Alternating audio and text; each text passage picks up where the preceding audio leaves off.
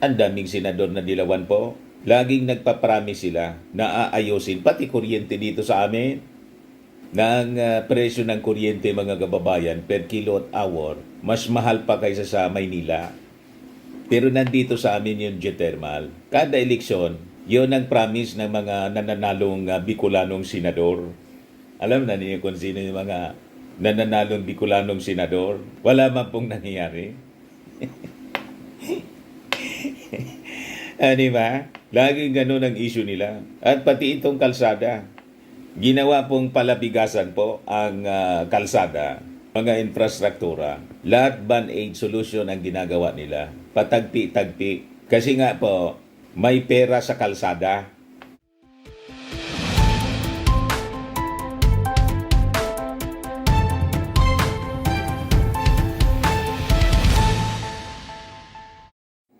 Hello po mga kababayan, si Dante Maravillas. Ano niyan, Mr. Maravillas, yung mga balita. Like and share muna po, mga kababayan, habang nagkakapi-kapi tayo. Paki-share ninyo itong ating video ngayon. Ano yung almusal mo ngayon? Simple lang po. Tinapay, sandwich, may konting palaman. Siyempre. Nandito ngayon sa amin si Vince Dizon. Kadarating pa lang sa Bicol International Airport. Na-invite tayo sana to cover. Kaya lang may mga lakad po tayo kasi. Ito siya mga kababayan. Kadarating pa lang dito sa sa Albay. In-invite tayo ng Albay Media to cover. Nandito siya para mag-inspection po sa mga infrastructure projects dito sa Albay, Sorsogon, pati sa Samar. Yan si Vince Dizon. Kadarating pa lang po sa Bicol International Airport. So sabi dito sa balita ng Abante News Online, pasado alas 7 ngayong umaga, dumating ang eroplanong sinasakyan ni DPWH Secretary Vince Dizon sa Bicol International Airport. Personal siyang sinalubong ng mga opisyal ng DPWH Bicol, Philippine National Police at ilang lokal na opisyal ng Albay at Camarines Sur. Nakatakdang inspeksyonin ng kalihim ang Maharlika Highway sa lalawigan ng Albay at Sorsogon. Kahit malakas po yung mga pag-ulan-ulan dito sa amin kasi may shear line dito sa Bicol. Pero tuloy lang ang trabaho ni Vince Dizon. Kaya saludo tayo kasi prinamis niya mga kababayan as ordered by the President na once and for all, bigyan po ng permanent solution itong mga matagal na po na problema ng mga Bicolanos. Inaabot po mga kababayan ng 12 to 15 hours ang travel time. Minsan nga po, pag minalas, may mga aksidente sa daan, may mga nakaharang, inaabot ng 20 hours yung travel from Manila to Bicol. So grabe po yung epekto sa aming local economy at siyempre sa mga ordinaryong pasahero po na gumagamit ng Maharlika Highway. Kasi po, walang nangyaring major rehabilitation for the past 15 years. 50 years. Panon pa, mga kababayan, ng tatay ng ating Pangulong Bongbong Marcos, si Apo Lakay. Hanggang ngayon lang, sa panahon na naman ng isang Marcos na Pangulo. Yun ang nakakalungkot. Yung Bicol, mga kababayan, opposition country ito. Lagi itong anti-Marcos. Panalo dito ang mga dilawan palagi. Pero yung mga dilawan, mga kababayan, yun ang nakakalungkot na mga naging leader ng ating bansa. Ang daming senador na dilawan po. Laging nagpapromise sila na aayusin pati kuryente dito sa amin. Ng presyo ng kuryente mga kababayan per kilowatt hour, mas mahal pa kaysa sa Maynila. Pero nandito sa amin yung geothermal. Kada eleksyon, yun ang promise ng mga nananalong Bicolanong senador. Alam na niyo kung sino yung mga nananalong Bicolanong senador? Wala man pong nangyayari. Di ba? Laging ganun ang issue nila. At pati itong kalsada. Ginawa pong palabigasan po ang kalsada, mga infrastruktura. Lahat band-aid solution ang ginagawa nila. Patagpi-tagpi. Kasi nga po, may pera sa kalsada. Pag-check po ninyo, Secretary Vince Dizon, kasi yung mga ginagawang kalsada rito, as usual, nadaanan namin dito sa Legazpi City, to Tabaco, may mga reblocking. Yung mga bakal, yung kabilya po, hindi natin maintindihan kung bakit kaputo lang mga ganyan lang yung kabilya, mga kababayan. Yung bakal, nandun lang sa gilid ng ginagawang kalsada. Hindi man po yung talagang ginaganon. Di ba? Sala-sala yung tawag sa amin. Na yun ang mga quality ng mga kalsada. Na parang gumagawa po ng bahay, di ba? Kung saan nakikita niyo yung paggawa ng bahay, may gano'n na bakal mismo sa flooring. Wala po ang mga kalsada. Ang ginagawa nila para may makitang bakal sa inspeksyon, nandun sa gilid lang po, nakatusok. Mga ganyan lang. Nakita ko dito sa barangay Bigaa, Rawis, Legazpi City, yung reblocking. Sabi ko, bakit ganon? Anong silbi ng bakal na ilalagay mo doon sa gilid ng kalsada? Nakalimutan kong videohan kasi siyempre nagda-drive ako, yung nag-relief operation kami. Nadaanan ko yung ginagawang repair, mga kababayan dito sa Bigaa, Legazpi City. Sabi ko, bakit ganon? Ganito siya para kung ito yung kalsada, dito lang yung bakal linalagyan ng bakal nila dito sa gilid. Hindi man yung ganyan, dapat ganyan yung bakal na parang yung flooring na sinisemento para hindi siya magiba. That is yung gumagawa ng tulay, dapat na binabanigan ng bakal, yun dapat ang ginagawa nila. That is the design ng mga kalsada nung panahon ni Apo Lakay. Nang mga dumaang panahon, pumasok yung Cory administration, mga kababayan, na bago yung design ng mga kalsada sa Marlica.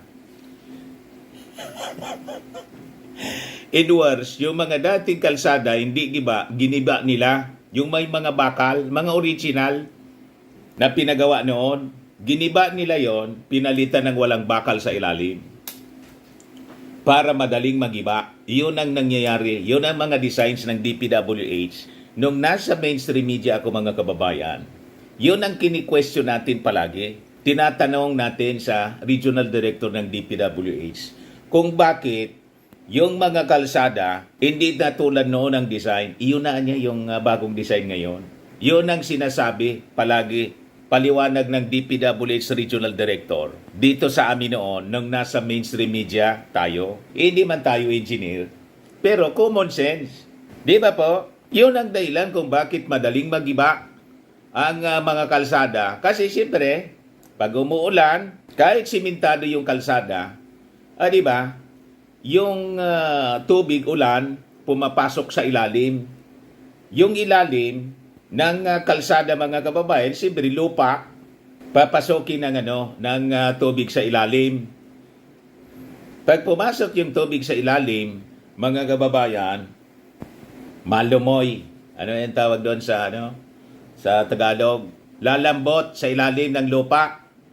Yung ilalim ng lupa lalambot kasi may tubig. Lalo't hindi man masyado dinasok. Tawag doon dinasok. Yung yung ginagamit na rodilyo, yung pandasok ang tawag dito sa amin, ang liliit yung ginagamit nila. So hindi kasing bigat nung panahon na talagang ang lalaki yung ginagamit na heavy equipment para maging compact yung ilalim. Kasi nga, tinitipid nila. Pati yung trabaho, mga kababayan, minamadali, tinitipid. Pati yung equipment, maliliit kasi sinubcontract. Ayon. Hindi pa umaabot ang isang taon, sira na. Kasi dinadaanan siyempre, National Highway, dinadaanan ng malalaking trucks. Trucks mismo ng mga kontraktor na hakot ng hakot ng mga boulders galing sa Mayon Volcano, nininegosyo all throughout the country. And yung iba, for export na, yung Mayon Rocks. Sila man lang po ang nakakagiba, yung mga contractors. Wala silang paki. Kasi pag nasira, kasabwat yung mga officials, magre-request ng funding sa national government. Yun po ang palabigasan ng mga contractors, officials. Nakagawian na nila yung ganon. Collapsible palagi. Yung madali, mga kababayan, masira yung mga kalsada para every year may budget na ina-allocate. Doon sila tumitiba. Yun ang rason kung bakit yung mga contractors, mga politiko, yaman nila. And siyempre, yung mga botante, mga kababayan, participants din. Kasi the same contractors, the same politicians na nasa likod ng mga corruption na to, sila yung namimili ng boto every election. Sila yung nagpupundo ng vote buying. Kaya sila nananatili sa posisyon. Nananatili ang korupsyon.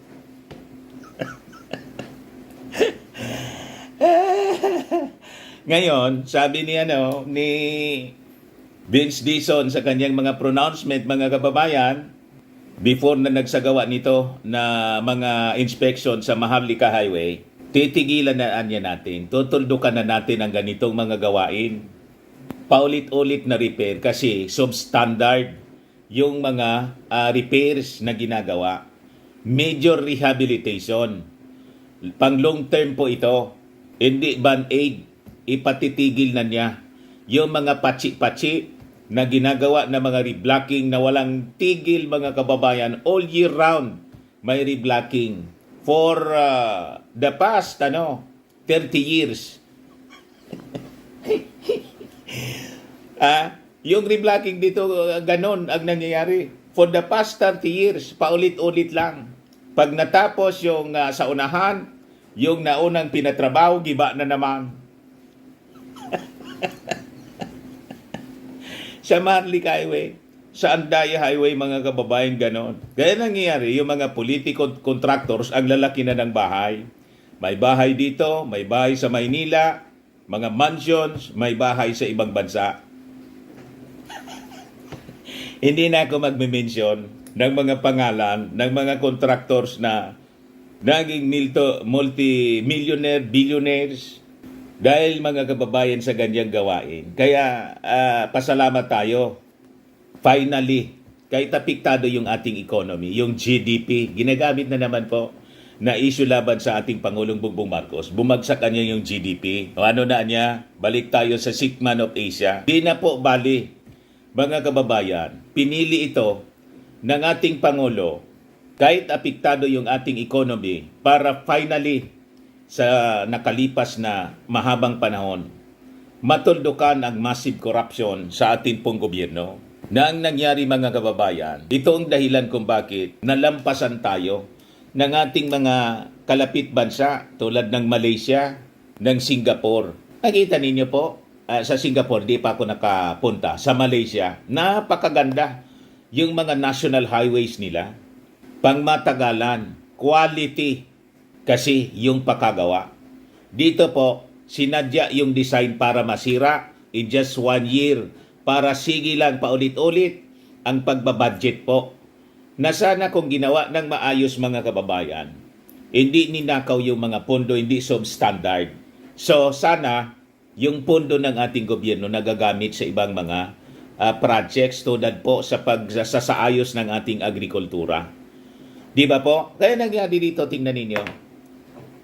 Mabagal yung pag-asenso ng ating bansa. Ang maasenso po, yung mga contractors, yung mga politiko na mga kurakot. You see? Kaya maraming salamat, mga kababayan, sa ginagawa ng ating administrasyon ngayon. Kahit binabaliktad na mga critics, pinapalabas na sangkot ang ating administrasyon na siyang lumalaban sa korupsyon, Binabaliktad na yung mastermind niya, si PBBM. O di ba? Kaya sabi ni Claire Castro, huwag magpakahipokrito. Kailangan natin ang mga taong totoong lumalaban sa korupsyon.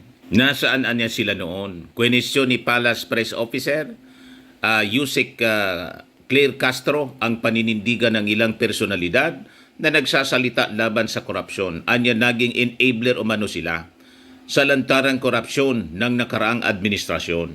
Kasunod dito ng isinagawang protest ride ng ilang taga-suporta ng pamilyang Duterte sa pangunguna ng dating kongresista na si Mike Defensor ngayong Sabado, January 31 kahapon upang ipanawagan ang pagbaba sa pwesto ni President Bongbong Marcos. Pinapaalam namin ang tunay na kalagayan ng Pangulo. Huwag silang bulag o bingi. Huwag din silang manatiling source ng fake news, sabi po ni Jose Castro. Yung big time,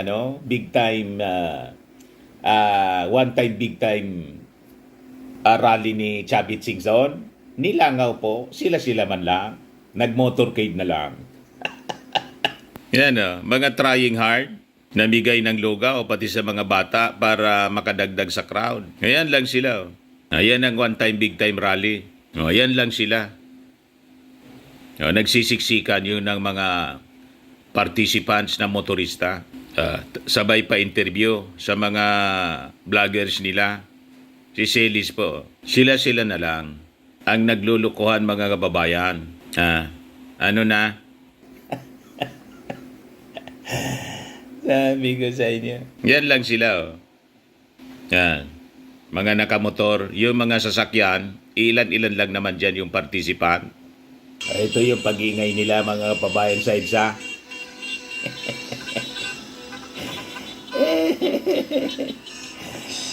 You see?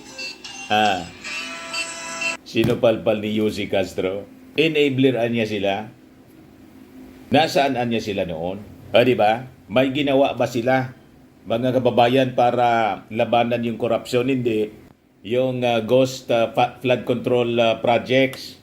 Aware si Digong, sinabi niya nga niya po na alam niya na nangyayari yung mga ghost projects. Walang ginawa yung previous administration. Lumaki pa yung mga contractors, yung mga politiko na sangkot dito.